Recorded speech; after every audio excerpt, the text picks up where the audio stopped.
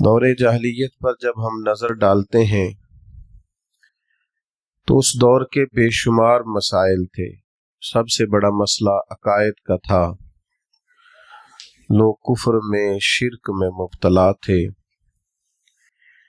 درجنوں بیسیوں بتوں کی معاذ اللہ عبادت کرتے تھے۔ پھر اس کے بعد بہت بڑا مسئلہ انسانیت کی تذلیل کا تھا۔ غلاموں کے ساتھ ان کا ظلم، جبر، عورتوں کو اور ان کے حقوق کو اس قدر زیادہ ان کا استحصال کیا جانا، یہ دور جاہلیت کے سارے مسائل تھے۔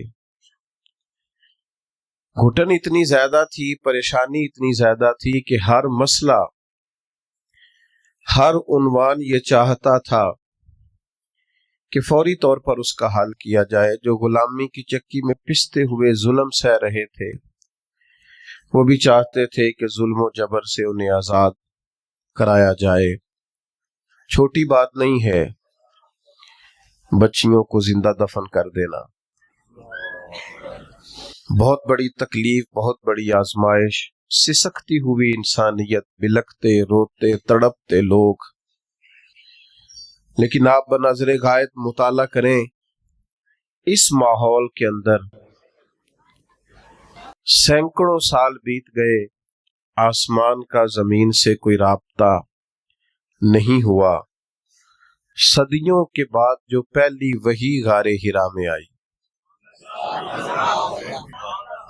اس کو غور سے دیکھیں تو نہ بظاہر اس میں توحید کی بات ہے، نہ بظاہر اس کے اندر عورتوں کے حقوق کی بات ہے، نہ بظاہر اس کے اندر غلاموں، مسکینوں اور یتیموں کے حقوق کی بات ہے۔ یہ سارے تڑپ رہے ہیں، سسک رہے ہیں۔ لیکن جو پہلی وحی نازل ہوتی ہے وہ کیا ہے؟ وہ یہ ہے کہ اقرا، پڑھو پڑھو۔ معنی کیا ہے کہ یہ جتنے بھی مسائل ہیں نا، وہ مسئلہ عقیدے کا ہو، وہ مسئلہ عمل کا ہو، وہ مسئلہ عورتوں کے حقوق کا ہو، وہ مسئلہ غریبوں مسکینوں سے حسن سلوک کا ہو، ان سب مسائل کا حل یہ ہے کہ پڑھو، تعلیم حاصل کرو۔ تعلیم جب آ جاتی ہے تو پھر بہت ساری بدعقیدگیاں دور ہو جاتی ہیں۔ تعلیم جب آ جاتی ہے تو انسان کو شعور آ جاتا ہے۔ جب اسے علم حاصل ہو جاتا ہے تو پھر اس کی ذہن کی سطح بڑی بلند ہو جاتی، پھر اس کا شعور جو ہوتا ہے وہ بڑا تازہ ہو جاتا ہے۔ کتاب و سنت کی تعلیم انسان کو مزین کر دیتی۔ بعض اوقات اس طرح ہوتا ہے کہ کسی ایک کمرے میں اندھیرا بہت زیادہ ہو تو وہاں بہت سارے موذی جانور جمع ہو جاتے ہیں، یعنی سانپ بھی آ گیا، بچھو بھی آ گیا، چھپکلیاں بھی آ گئیں، کھٹمل بھی آ گئے۔ اب اگر اس اندھیرے میں آپ ان سب جانوروں کو مارنا چاہیں تو جو کہ اندھیرا بہت زیادہ ہے، آپ مار نہیں سکتے، ہو سکتا ہے وہ آپ کو تکلیف دے، ڈس لیں۔ آپ کسی ایک کو مارنے کی کوشش کریں، دوسرا آپ کے ہاتھ پہ ڈنگ مار دے، تو بہت سارے جانور جمع ہیں اور سبھی موذی جانوروں کو تلف کرنا ضروری ہے۔ تب آپ اندھیرے میں اگر ان کو ماریں گے تو ٹامک ٹوئیاں ہی ماریں گے، وہ مریں گے نہیں۔ اس کا سب سے بہترین حل یہ ہے کہ آپ اس کمرے میں اجالا کر دیں، آپ لائٹ آن کریں، وہ خود بخود بھاگ جائیں گے سارے۔ ہمارے زمانے میں بڑے مسئلے، جہالت بہت بڑا مسئلہ ہے، ظلم بہت بڑا مسئلہ ہے، سرمایہ داری اور سرمایہ داروں کا مخصوص ذہن یہ بہت بڑا مسئلہ ہے، سیاست کے پیچ و تاب میں بددیانتیوں کی ہولناک داستانیں بہت بڑا مسئلہ ہے۔ لیکن ان سارے مسائل کا ایک ہی حل ہے کہ قرآن و سنت کے علم کا اجالا کر دیا جائے، روشنی کر دی جائے، اس کے اندر حسن پیدا کر دیا جائے، وہ خوبصورتی پیدا کر دی جائے۔ حضور نے کیا کیا؟ نبی کریم علیہ السلام نے تعلیم ہی تو دی ہے، حضور نے ان لوگوں کو سمجھایا ہی تو ہے۔ نبی پاک علیہ السلام نے انہیں بتایا کہ اللہ کے سوا کوئی عبادت کے لائق نہیں، اور بار بار تنبیہ فرمائی، مختلف زاویوں سے سمجھایا، مختلف انداز سے سمجھایا۔ کچھ صحابہ मुख्तलिफ इलाकों के सफर पे गए तो वापिस आन करके उन्होंने अर्ज किया कि या रसूल अल्लाह सल्लल्लाहु ताला अलैहि वसल्लम, वहाँ हमने लोगों को, अपने सरदारों को सजदे करते देखा है, तो हुजूर आप तो फिर सारी कायनात के बड़े सरदार हैं, तो हमारा बड़ा दिल करता है। तो अल्लाह के हबीब ने क्या फरमाया? फरमाया सजदा सिवाय रब के किसी को जायज नहीं है। हुजूर ने ताकीद कर दी, उनको इल्म दे दिया, उनका शऊर बुलंद हो गया, वुसअत कल्बी हासिल हो गई। आप यकीन करें, ये अकीदा तौहीद आदमी को इतना ताकतवर कर देता है, इतना ताकतवर कर देता है कि बड़े बड़े बुत एक जुमले से पाश पाश हो जाते हैं। हजरत हबीब बिन ज़ैद अंसारी रज़ी अल्लाह तआला अन्हु जब मुसलमा कज़्ज़ाब के दरबार में गए थे तो वहां का उसूल था, जो आता था झुकता था। लेकिन जब आप पहुंचे हैं तो जितने लोग दरबार में मौजूद थे, सबसे कम कीमत का लिबास आपका था, सबसे सादा अंदाज आपका था, सबसे सादा किस्म के घोड़े से आप उतरे थे। लेकिन चूंकि जो जाता था झुकता था, हजरत हबीब बिन ज़ैद अंसारी उतरे, नेजा जमीन पे रखा, अपने रब का नाम लेके जब उन्होंने गर्दन उठाई तो कुछ लोगों ने मुतालबा किया कि यहाँ तो झुकने का मिजाज है। फरमाया हम सिर्फ रब के सामने झुकते हैं, ये मोहम्मद अरबी की तालीम का नतीजा है। मेरे पास एक ही सजदा था, ना यहाँ किया ना वहां किया, हम महज अल्लाह के सामने झुकते हैं, हमारा ये मिजाज है। अकीदा तौहीद ने हमें ताकतवर कर दिया। मुझे बताइए ये कितनी बड़ी ताकत इंसान को मिलती है कि राज़िक कौन है? कभी किसी की जेब देख के बंदे का दिल नहीं ललचाता, कभी किसी का बंगला देखकर वो परेशान नहीं होता, कभी किसी की बड़ी गाड़ी उसके दिल के अंदर किसी किस्म का मद्दोजज़र पैदा नहीं करती। वो कहती है मेरा राज़िक।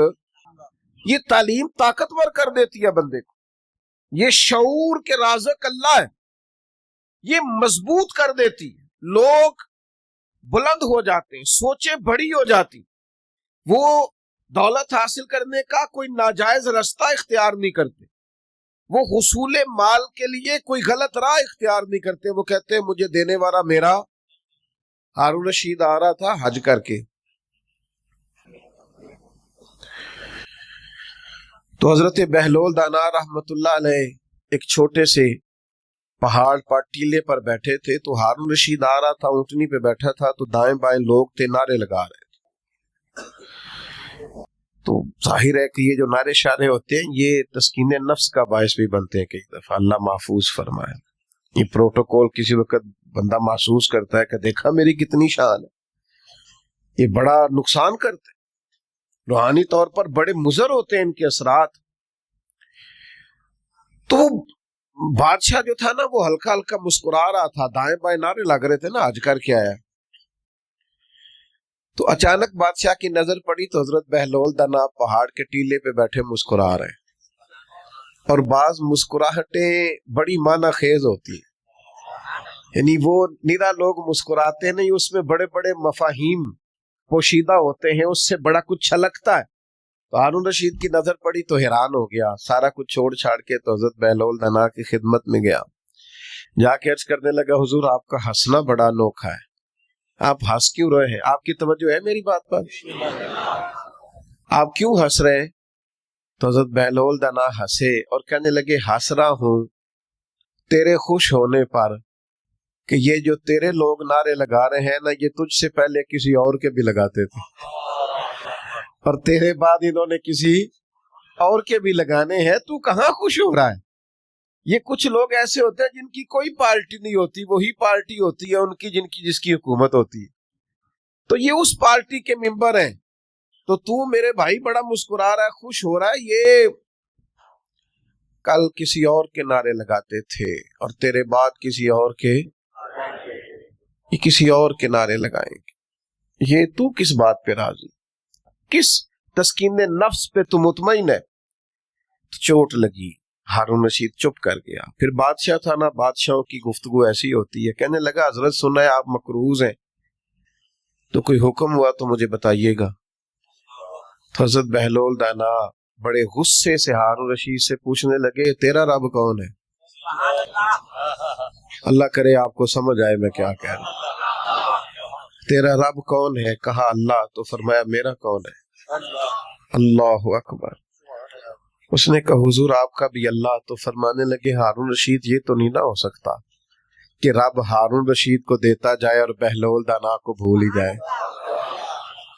یہ عقیدہ میرا بڑا مضبوط ہے، میرا رب جب چاہے گا نا وَيَرْزُقْهُ مِنْ حَيْثُ لَا يَحْتَسِبُ، وہ وہاں سے دے دے گا جہاں سے کبھی گمان بھی نہیں گیا ہوگا، لہذا تو جا، مجھے تیری ضرورت نہیں ہے۔ بھائی عقیدہ توحید کا علم اور یقین یہ طاقتور کر دیتا۔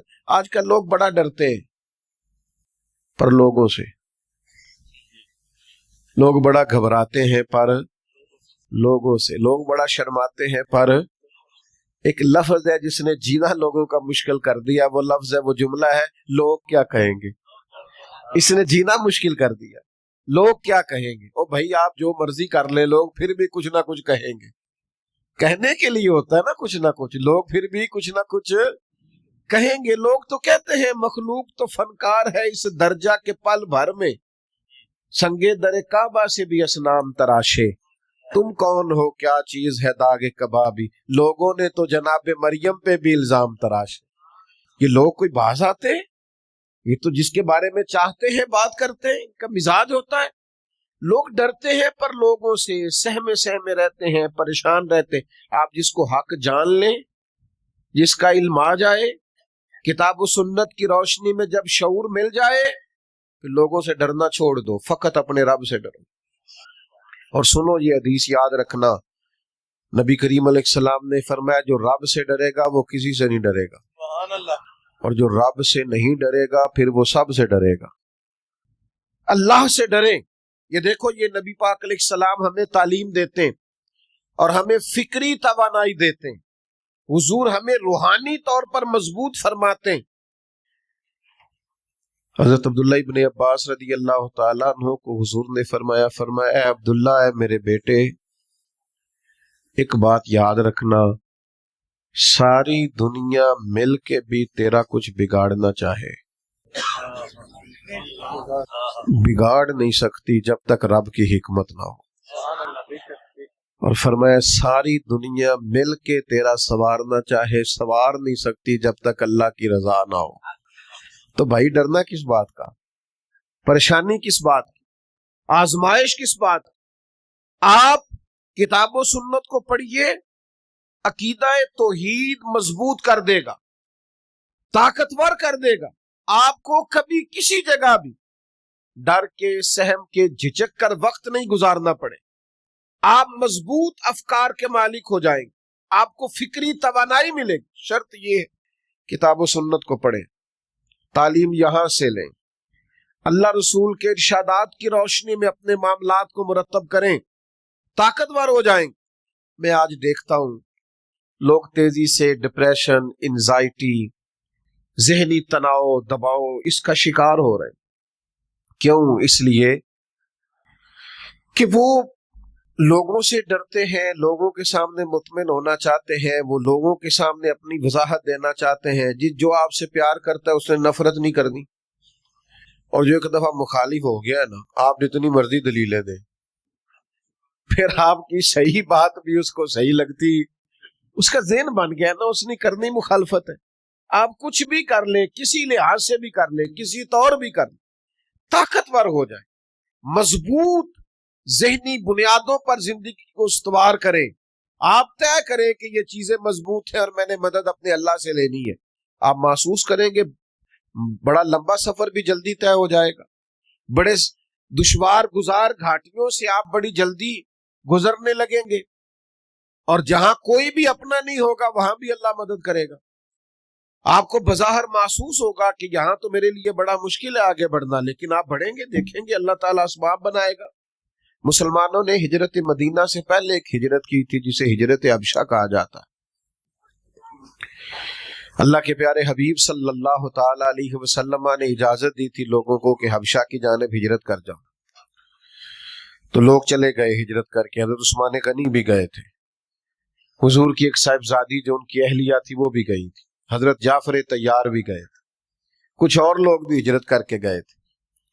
حبشہ کے رہنے والے جو لوگ تھے ان کا مذہب عیسائی تھا، لیکن معاذ اللہ ثم معاذ اللہ نقل کفر کفر نہ باشد وہی والا جو آج بعض عیسائیوں کا غلط نظریہ ہے کہ حضرت عیسیٰ علیہ السلام معاذ اللہ اللہ کے بیٹے۔ تو وہاں یہ لوگ ہجرت کر کے چلے گئے۔ اب ظاہر ہے کفار مکہ کو تو پسند نہیں آتا تھا کہ مسلمان کسی جگہ بھی آرام اور سکون کے ساتھ عبادت کر سکے، تو انہوں نے ایک وفد تیار کیا جو حبشہ گیا، جا کے پہلے تحفے تحائف دیے بادشاہ کے قریبی لوگوں کو، پھر بادشاہ تک رسائی حاصل کی، پھر اس کو بتایا کہ ہمارے کچھ لوگ آ گئے۔ حبشہ کا بادشاہ نجاشی بڑا سمجھدار آدمی تھا، بڑا زیرک تھا، باتوں کو بڑی گہرائی سے سمجھنے والا تھا۔ اس نے کہا میں تمہاری رائے سن کے مسلمانوں کو یہاں سے نکالوں گا نہیں، ان کی بھی بات سنوں گا۔ اب تصویر کے دونوں رخ دیکھنے چاہیے۔ پہلے ہماری پنچایت میں لوگ اس کے سپورٹر ہو جاتے ہیں جو پہلے آ جائے، کہنے نے او تے آ گیا تینوں تے صدنا پہ ہے، کیونکہ وہ مجھے چودھری مان گیا، پہلے آ گیا، لہذا میں اس کے ساتھ ہوں۔ بھائی تو دیکھ تو لے تصویر کا دوسرا رخ، دوسرے کی بات سننے کے بعد آپ کو اندازہ ہوگا کہ اصل معاملہ کیا ہے۔ نجاشی کہنے لگے میں ایسے نہیں بھیج دوں گا، میں بلاؤں گا۔ بلایا، مسلمان آئے، حضرت جعفر طیار رضی اللہ تعالیٰ عنہ اسلام کے پہلے خطیب، جو باتیں نجاشی نے پوچھی حضرت جعفر طیار نے بڑی جرت کے ساتھ جواب دیا، بلکہ وہی کچھ کہا جو آج کل میلاد پہ ہمارا خطیب نہیں کہتا، ہمارے مبلغین نہیں کہتے کہ بادشاہ ہم تو گلے کاٹتے تھے، ہم تو ایک دوسرے سے لڑتے تھے، بیٹیوں کے اوپر ظلم کرتے تھے۔ یہ تو مدینے والے محبوب آئے کہ انہوں نے آ کے ہمیں بتایا ہے کہ اصل انسانیت کیا ہے، طرز زندگی کیا ہے، یہ ساری باتیں بیان کی۔ نجاشی بڑا خوش ہوا، مسلمانوں کو بھیج دیا۔ کافروں نے ایک اور چال چلی، ذرا زیادہ غور کرنا کیا کہنے لگا ہوں۔ ملک ان کا ہے، عقیدہ ان کا ہے۔ حضرت جعفر طیار رضی اللہ تعالیٰ عنہ غیر کے ملک میں بلایا، جناب جعفر طیار آئے، دوبارہ بلایا۔ سازش کی کفار نے، کہنے لگے آپ کو پتہ ہے یہ حضرت عیسیٰ علیہ السلام کو معاذ اللہ اللہ کا بیٹا نہیں مانتے، پتہ ہے آپ کو؟ اس کو کہتے ہیں مذہبی کارڈ کھیلنا، ایموشنل کرنا، اس کو کہتے ہیں اس طرح کا ماحول بنانا کہ سامنے والا اشتعال میں آئے۔ بلایا حضرت جعفر طیار رضی اللہ تعالیٰ عنہ اور مسلمانوں کے وفد کو بھی پتہ چل گیا کہ اب نئی چال چلی ہے، اب حضرت عیسیٰ کے بارے میں پوچھیں گے۔ کچھ لوگوں نے حضرت جعفر طیار کو مشورہ دیا کہ ذرا حکمت سے بات کریں۔ فرمانے لگے حکمت کوئی نہیں، عقیدہ عقیدہ ہوتا ہے، عقیدہ عقیدہ ہوتا ہے۔ فرمایا میں وہی کہوں گا جو محمد عربی نے ہمیں بتایا ہے صلی اللہ تعالی علیہ وسلم۔ یہ ڈری ڈری باتیں نہیں، سہمی سہمی باتیں نہیں، کتاب و سنت کی تعلیم طاقتور کر دیتی ہے۔ حضرت جعفر طیار رضی اللہ تعالیٰ عنہ تشریف لائے، دربار میں پہنچے تو حضرت مولا علی کے بھائی، نبی کریم کے چچا زاد حضرت جعفر طیار، کیا دبدبا ہے، کیا تنتنا ہے، لباس سادہ ہے، لیکن عقیدے نے وہ مضبوطی پیدا کر دی ہے۔ کہا بتائیے آپ کا جناب عیسیٰ کے بارے میں نظریہ کیا ہے؟ تو جب انسان مخلص ہو کے بات کرتا ہے تو اس میں اللہ اثر پیدا کر دیتا ہے۔ لفظ تاثیر سے بنتے ہیں، تلفظ سے نہیں۔ اہل دل آج بھی ہیں اہل زبان سے آگے۔ کچھ لوگ ایسے ہوتے ہیں جو اتنی گہرائی سے بات کرتے ہیں کہ سنا ہے بولے تو باتوں سے پھول جھڑتے ہیں، اگر یہ بات ہے تو چلو بات کر کے دیکھتے ہیں۔ کیا حسن ہے، کیا گفتگو ہے جناب جعفر طیار کی، کیا ولولہ ہے، کیا انداز ہے۔ بادشاہ نے کہا آپ کا عقیدہ جناب عیسیٰ علیہ السلام کے بارے میں کیا ہے؟ تو یہ کتاب و سنت کا شعور انسان کو اس طرح کا طاقتور بناتا ہے۔ حضرت جعفر طیار رضی اللہ تعالیٰ عنہ فرمانے لگے عقیدہ وہی ہے جو اللہ کے قرآن نے بیان کیا ہے اور مدینے والے کے فرمان نے بیان کیا۔ کہا کیا عقیدہ ہے؟ فرمایا ہمارا عقیدہ یہ ہے کہ حضرت عیسیٰ علیہ السلام اللہ کے بندے اور رسول ہیں، جو کواری پاک مریم کے بطن اقدس سے بغیر باپ کے اللہ کے حکم سے پیدا ہوئے. بڑے بڑے مذہبی پیشوا بیٹھے تھے جو سارا دن لوگوں کو بتاتے تھے کہ معاذ اللہ حضرت عیسیٰ اللہ کے بیٹے. ایک عجیب سی خاموشی چھا گئی, ایک عجیب سا ماحول بن گیا کہ جو ملک پورے کا عقیدہ یہ تھا, اس میں ایک شخص کی آواز حق گونجی اور یہ رویہ. اب بولتا کوئی کیسے؟ سب کا خیال تھا کہ بادشاہ سلامت اس پر تبصرہ کرے, تو بادشاہ نے زمین سے ایک تنکا اٹھایا اور کہنے لگا میں نے بھی تورات پڑھی ہے, میں نے بھی انجیل کا مطالعہ کیا, میں بھی آسمانی کتب کا جاننے والا ہوں, میں نے بھی صحائف دیکھے ہیں. کہنے لگا جو حضرت جعفر طیار نے جناب عیسیٰ کے بارے میں کہا ہے, نہ وہ اس سے ایک تنکا زیادہ ہے نہ ایک تنکا کم ہے. یہ حق کی فتح ہمارے ہاں نا آج مصلحت کے نام پر, حکمت کے نام پر, دانائی کے نام پر ہم نے ہر چیز کو ختم کر دیا. ہمارے اندر وہ طاقت ہی نہیں, وہ شعوری پختگی نہیں, وہ مزاج کے اندر ولولہ ہی نہیں, وہ خاص قسم کا جذبہ ہی نہیں, وہ وارفتگی نہیں. ہم سمجھتے نہیں چیزوں کو. میرے عزیز, چھوڑ دیں لوگوں سے ڈرنا, طاقتور ہو, ذہنی طور پر مضبوط ہو. یہ مضبوطی کہاں سے آئے گی؟ عبادت مضبوط کرے گی, مصلی مضبوط کرے گا, اللہ کا ذکر مضبوط کرے گا, درود و سلام مضبوط کرے گا, قرآن مجید پڑھو گے مضبوط ہو جاؤ گے, نبی پاک پر درود پڑھتے جاؤ گے تو چاروں جانب اللہ کی رحمتیں برستی جائیں, طاقتور ہو جاؤ, مضبوط ہو جاؤ, فکری توانائی آئے. میں آپ کو ذمہ داری سے بتاتا ہوں, اگر ہمارے بچے قرآن پڑھنے لگے تو انہیں والدین کا ادب آ جائے, انہیں ادب آئے گا, انہیں پتہ چلے گا کہ رب نے قرآن مجید میں کہا ہے مجھ سے دعا مانگا کرو, رب ارحمہما کما ربیانی صغیرا. انہیں سمجھ آئے گی کہ اللہ نے قرآن مجید میں فرمایا ہے وبالوالدین احسانا. انہیں سمجھ آئے گی کہ ایک شخص جہاد پہ جا رہا تھا, جہاد پہ, اور اس نے آ کر کے عرض کی یا رسول اللہ صلی اللہ علیہ وسلم میں جہاد پہ جانا چاہتا ہوں. فرمایا تیرے ماں باپ بوڑھے نہیں گھر میں؟ حضور وہ بوڑھے ہیں. فرمایا جا کے ان کی خدمت کر, تجھے گھر بیٹھے اللہ جہاد کا ثواب دے, جنت تو ان کے قدموں میں. یہ شعور نصیب ہوگا کتاب و سنت پڑھنے سے. میں آپ کی خدمت میں عرض کروں گا, میاں بیوی کے جو حقوق کتاب و سنت نے بیان کیے, ہن لباس لکم وانتم لباس لہن, مرد عورت کا لباس ہے اور عورت مرد کا لباس. بڑی کتاب تو سیشن ہونے لگے, پہلے تو کتابیں لکھی جاتی تھی نا, اب تو بعض ممالک کے اندر چونکہ بچے زیادہ تر رہتے ہیں موبائل کے ساتھ وابستہ اور اکیلے کمرے میں, تو تنہائی کا شکار ہے. تو کہتے ہیں شادی سے پہلے انہیں کچھ مہینے کا سیشن ہر روز لینا پڑے گا, کچھ انہیں تھوڑی سی ذہنی طور پر تیار کرنا پڑے گا کہ کسی اور کو بھی برداشت کریں. بہت ساری شادیاں کامیاب نہیں ہوتی. میں کہا کرتا ہوں 20 کتابیں لکھ لو, لیکن قرآن مجید نے جو شعور دیا ہے نا کہ مرد عورت کا لباس ہے, عورت, 3 باتیں مفسرین نے لکھی ہیں اس لباس پر, 3 باتیں. ایک تو فرماتے ہیں کہ گرمی سردی سے لباس بچاتا ہے, اور دوسرا فرماتے ہیں جتنے بھی عیب ہو نا جسم پر لباس کی وجہ سے چھپ جاتے ہیں, اور تیسری بات یہ کہ بندہ جتنا مرضی بھی خوبصورت ہو, کپڑے نہ پہنے ہو تو وہ حسین لگتا, لباس انسان کو سجا دیتا ہے. یہ میاں بیوی کا وہ رشتہ ہے جسے اللہ نے اپنی نشانیوں میں سے نشانی کہا. یہ شعور کتاب و سنت کے بعد آئے, یہ اخلاقی اقدار کتاب و سنت کے بعد لوگوں کی سمجھ میں آئیں گے. نبی پاک علیہ الصلوۃ والسلام نے ہمیں مل جل کے رہنے کا کہا ہے, مل جل کے, یعنی اس درجے کی روایت آپ کو دوسری نہیں ملے گی کتب احادیث میں, اس درجے کی روایت دوسری نہیں.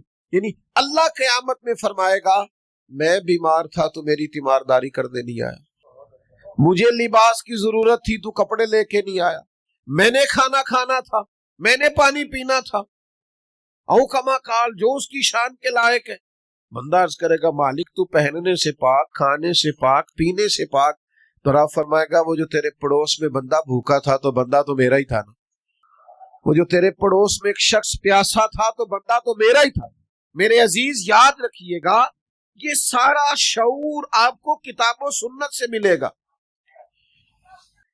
حضور نے فرمایا میں اسے مومن ہی نہیں مانتا جو پیٹ بھر کے کھائے اور اس کا پڑوسی بھوکا سویا رہے۔ نبی پاک علیہ السلام نے حقوق کا تعین، آپ دیکھیے نا، ایک بڑی خاص بات میں بڑا سوچتا ہوں اس پر۔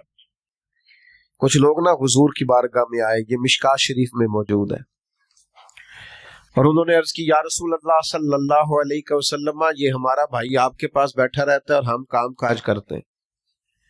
تو اللہ کے حبیب علیہ السلام نے فرمایا تمہیں جو رزق دیا جاتا ہے اس کی برکت سے دیا جاتا ہے۔ کچھ غریب بہن بھائیوں کی برکت سے بھی انسان کو رزق ملتا ہے، لیکن لوگ سمجھتے ہیں میں بڑا سمارٹ ہوں، میں نے تیاری بڑی کی ہے، میں نے پڑھا بڑا ہے، میں نے کمایا بڑا ہے، میں محنت بڑی کرتا ہوں۔ سنگیوں اس کو یاد رکھ لینا اور سمجھ لینا، یہ سارا انسانیت کا منشور، دستور، شعور یہ کتاب و سنت کی برکت سے سمجھ میں آئے گا، لیکن شرط یہ ہے کہ اقرا، پہلے پڑھو، کتاب و سنت کو پڑھو، اس کا مطالعہ کرو، اس کی گہرائی میں اترو، تھوڑا سا وقت دو۔ آپ کتاب و سنت پڑھیں گے آپ کو شعور آئے گا۔ ایک جملہ کہنے لگا ہوں، اس کو یاد رکھنا، جو بندہ قرآن و حدیث پڑھتا ہے اسے جینے کا بھی مزہ آ جاتا ہے اور مرنے کا بھی مزہ آ جاتا ہے۔ مرنے کا بھی، بولیے، مرنے کا۔ یہ جب کرونا آیا نا تو مجھے ایک جگہ جانے کا اتفاق ہوا، وہاں زیادہ میڈیکل کے لوگ تھے، بس میں نے زیادہ باتیں نہیں کرنی، سمیٹنے لگا ہوں، توجہ کرنا۔ تو یہ کرونا کے دنوں میں نا بہت زیادہ خوف پھیلا دیا گیا تھا، لوگ بڑا ڈرتے تھے، یہ کرتا ہے میڈیا کام ہمارا، بڑا خوف تھا، بڑے حالات خراب، لوگ بڑا ڈرتے تھے۔ تو مجھے کہا گیا کہ یہ سارے میڈیکل کے لوگ ہیں تو آپ تھوڑی سی ان کو نا ذہنی طور پر مضبوطی دیں، یہ بڑے خوف کا شکار ہے۔ تو میں نے ڈاکٹر صاحب سے کہا، میں نے کہا کہ آپ ڈرتے کیوں ہیں اتنا؟ اللہ مہربان ہے، زندگی موت کا وقت متعین ہے۔ تو وہ کہنے لگے جی ذرا مجمع زیادہ ہو جائے نا چاروں جانب تو میرا دم گھٹنے لگتا ہے، تو قبر تو بند ہوتی ہے، تو مجھے قبر سے بڑا خوف آتا ہے۔ تو میں نے کہا خوف آنے سے کہ آپ قبر سے بچ جائیں گے، جانا تو پڑے گا۔ کہنے لگے جی بڑا ڈر بڑا آتا ہے، میں کانپتا ہوں تصور کر کے۔ تو میں نے کہا جو رب ماں کے پیٹ میں سانسیں چلتی رکھتا ہے وہ قبر میں بھی چلتی رکھے گا اگر چاہے گا۔ تو آپ نے جو سبحان اللہ کہا ہے نا، آپ تو عقیدت مند لوگ ہیں، تو وہ ڈاکٹر تھا، وہ نہیں مانا، کہنے لگا وہ تو اماں سانس لیتی ہے تو بچے کو بھی آکسیجن ملتی ہے، نہیں مانا۔ کہنے لگا وہ اماں سانس لیتی ہے، آکسیجن لیتی ہے تو بچے کو اندر ملتی ہے، اس لیے بچہ سانس لیتا ہے، تو قبر میں کیسے آکسیجن آئے گی؟ تو بعض اوقات اللہ تعالیٰ بندے کے ذہن میں بات ڈالتا ہے۔ تو میں نے پھر فوراً ان سے کہا، اللہ نے میرے ذہن میں بات ڈالی، میں نے ان سے کہا کہ وہ جو انڈے سے بچہ نکلتا ہے، اللہ کرے آپ کو سمجھ آئے، وہ زندہ نکلتا ہے کہ ایسے ہی ہوتا ہے؟ وہ نہ صرف زندہ ہوتا ہے، سانس لیتا ہے، بلکہ سونا بھی بڑا ہوتا ہے۔ تو میں نے کہا وہ دیکھو نا وہ کہاں سے سارا معاملہ ہوا؟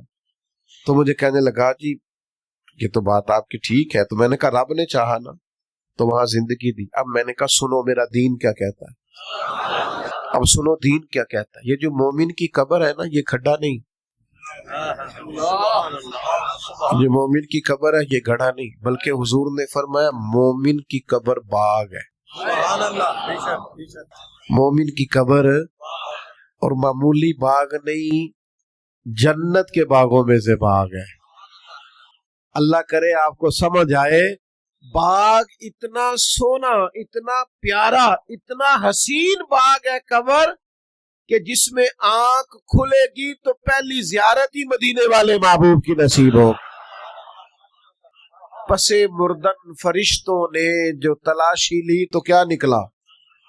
میں قبر میں گیا، مرنے کے بعد فرشتے نا میرا کفن ٹٹولنے لگے، بھلا کیا لے کے آیا؟